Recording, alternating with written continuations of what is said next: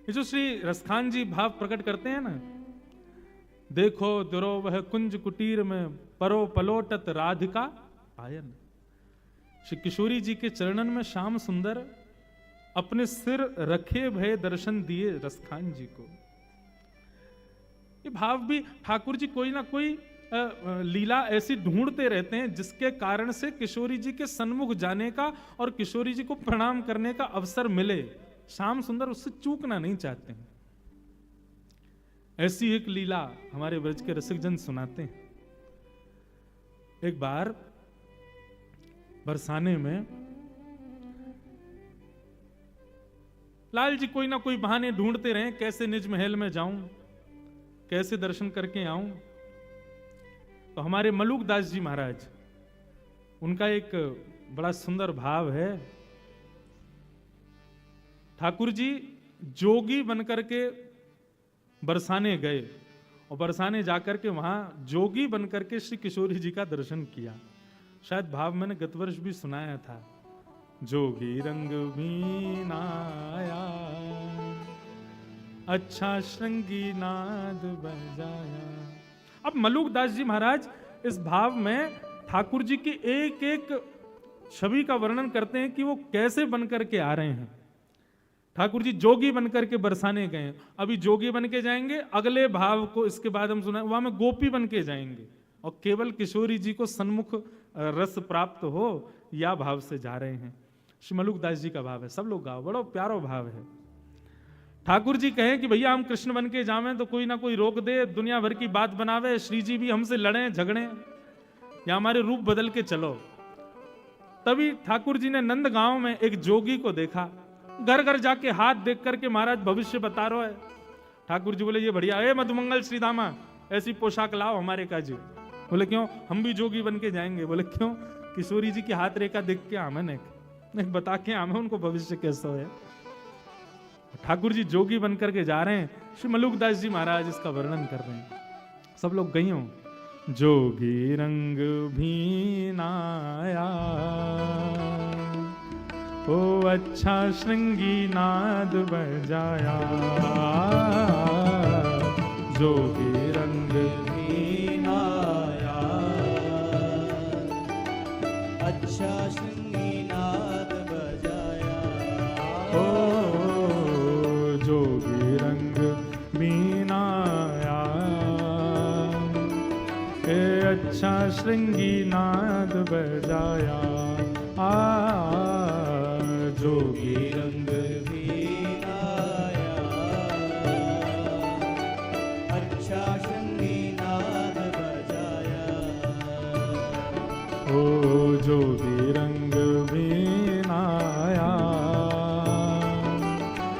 अच्छा श्रृंगी नाद बजाया, जोगी रंग बीनाया अच्छा श्रृंगी नाद बजाया। हो मोतिन लर अलक गंगा मानो जटा जूट में गंगा, ओ मोतिन लर अलक गंगा मानो जटा जूट में गंगा।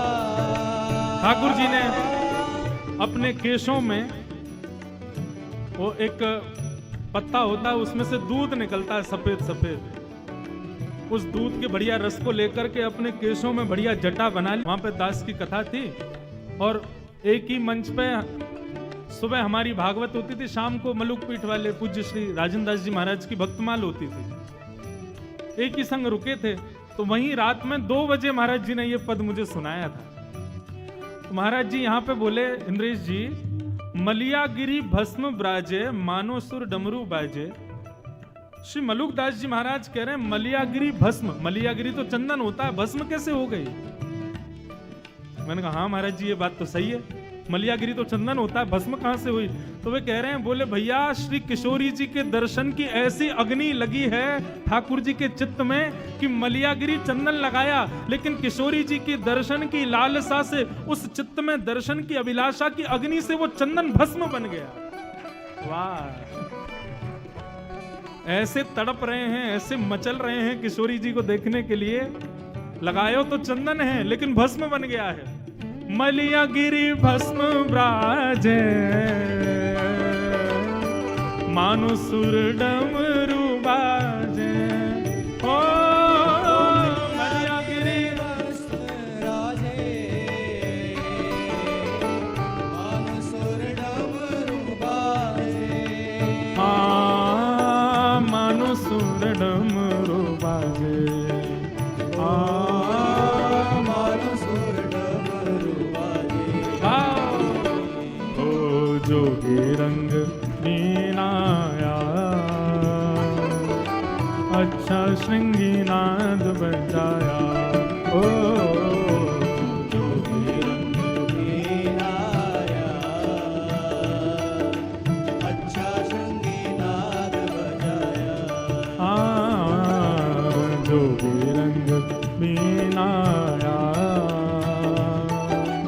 अच्छा श्रृंगी नाद बजाया।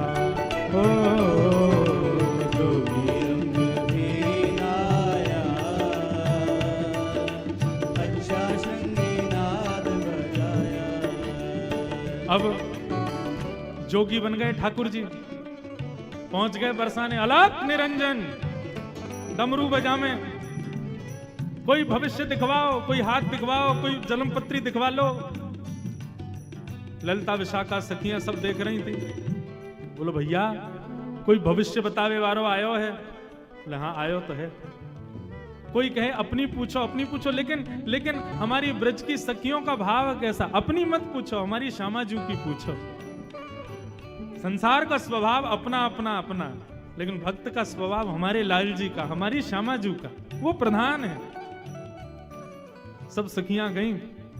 बोलो भैया बाबा ओ जोगी, नेक्स्ट से जोगी, रूप तो तुम्हारो जोगी सो है, लेकिन देखने में ऐसे लग रहे हो तुम्हारो अभी जन्म भयो कछु साल पहले।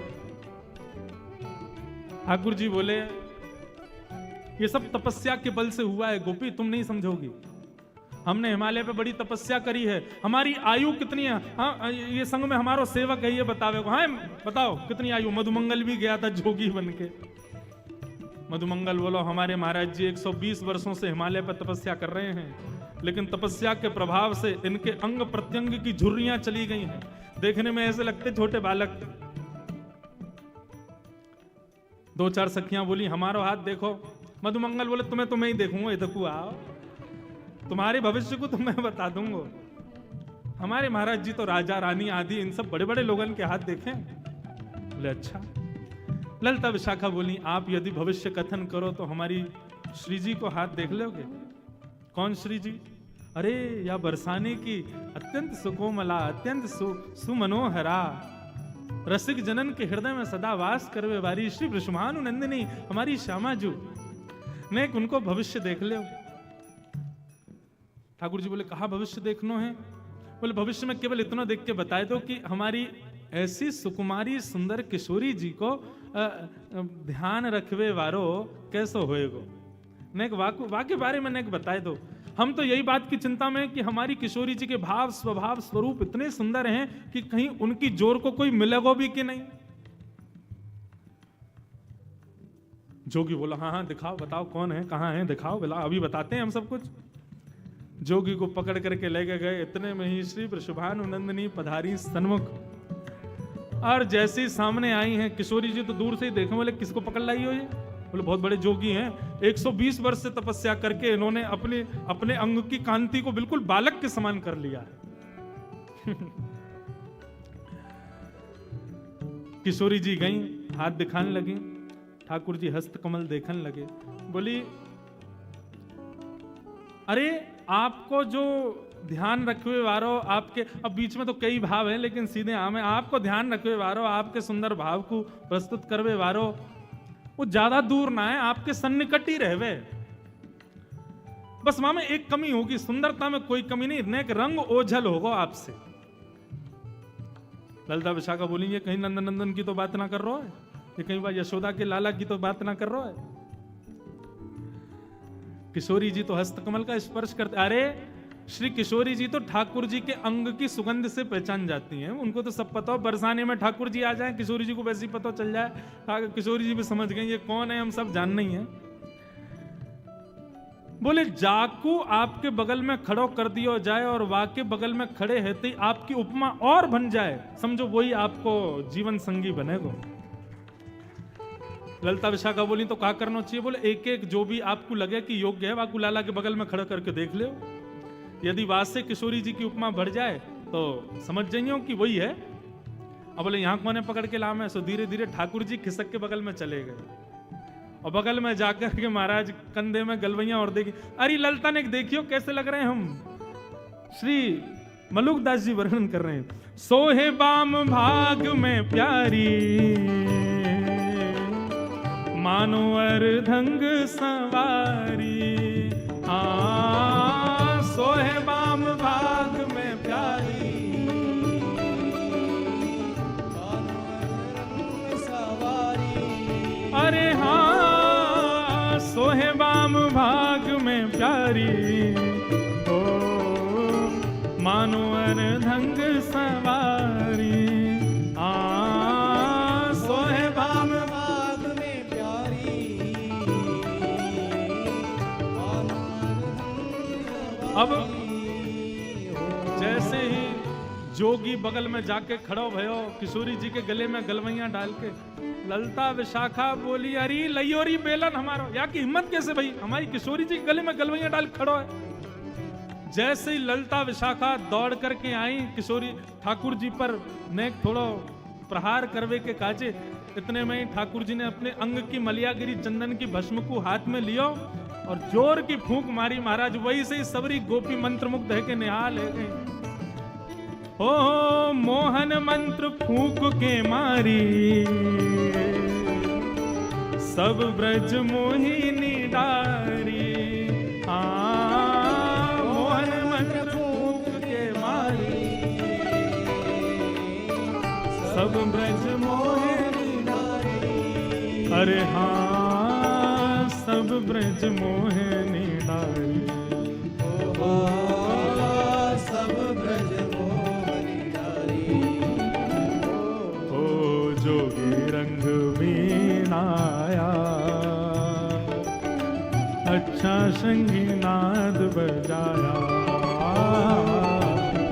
जोगी रंग वीणाया अच्छा संगी नाद बजाया। ओ जोगी रंग बीनाया अच्छा संगी नाद बजाया। जोगी रंग वीणाया अच्छा संगी। श्री युगल बिहारी बिहारिणी जी सरकार की।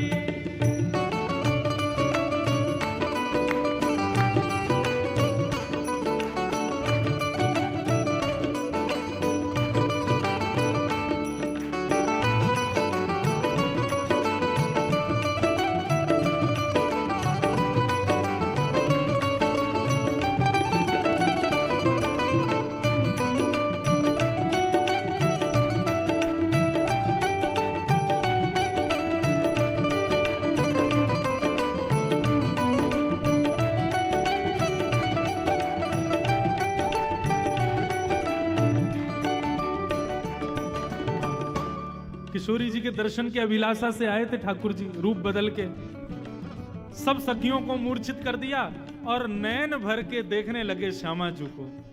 देखते देखते देखते देखते जितनी जितनी डोज चाहिए थी उतनी मिल गई। उसके बाद क्या हुआ? जोगी छवि बावरो डोले राधे राधे राधे बोले। हाँ जोगी छवि बावरो डोले राधे राधे राधे बोले। अरे हाँ जोगी छवि बावरो डोले राधे राधे राधे बोले। हाँ जोगी छवि बावरो डोले राधे राधे राधे बोले। अरे हाँ